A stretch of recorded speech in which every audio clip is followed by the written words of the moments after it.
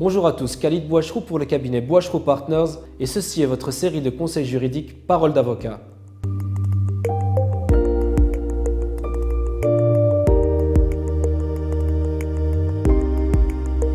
Chaque année, ce sont des millions d'infractions qui sont constatées sur les routes belges.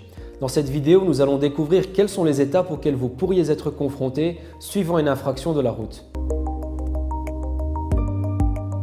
Dans les 14 jours suivant l'infraction, vous allez tout d'abord recevoir une copie du procès-verbal. Si vous souhaitez contester l'infraction au niveau des faits ou de la personne, il faudra vous rendre sur amenderoutière.be afin de compléter le formulaire de contestation. À ce stade, il se peut que l'on vous propose de payer une perception immédiate. Il s'agit d'une transaction financière qui, une fois payée, mettra fin aux poursuites.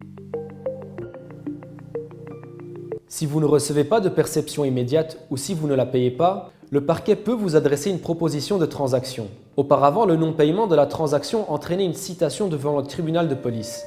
Cela n'est plus le cas puisque le parquet vous adressera maintenant un ordre de paiement. Suivant la réception de l'ordre de paiement, le contrevenant ou son avocat dispose de 30 jours pour introduire un recours devant le tribunal de police. Pour les infractions du 4e degré, le parquet ne propose pas de transaction, mais procède automatiquement à la citation de l'automobiliste concerné. Si vous êtes cité à comparaître devant le tribunal, nous vous conseillons vivement de faire appel au service d'un avocat spécialisé en droit de la circulation routière.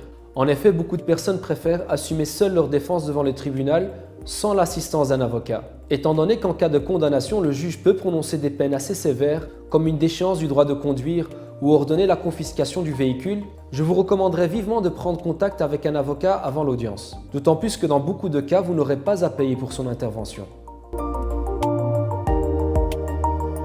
C'est l'histoire étonnante d'un juge qui, en publiant son trajet sur Blablacar, ne savait pas qu'elle allait conduire au tribunal les deux accusés d'un procès où elle officiait comme juge suppléante. Les avocats de ce dossier ont bien entendu demandé l'ouverture d'une enquête, mais le président de la cour a rejeté cette demande et repris l'audience normalement.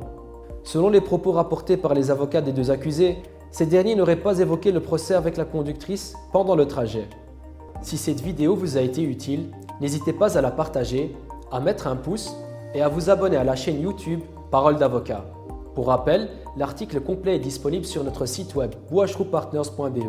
A bientôt pour une prochaine vidéo et d'ici là n'oubliez pas, la justice n'est pas une coïncidence.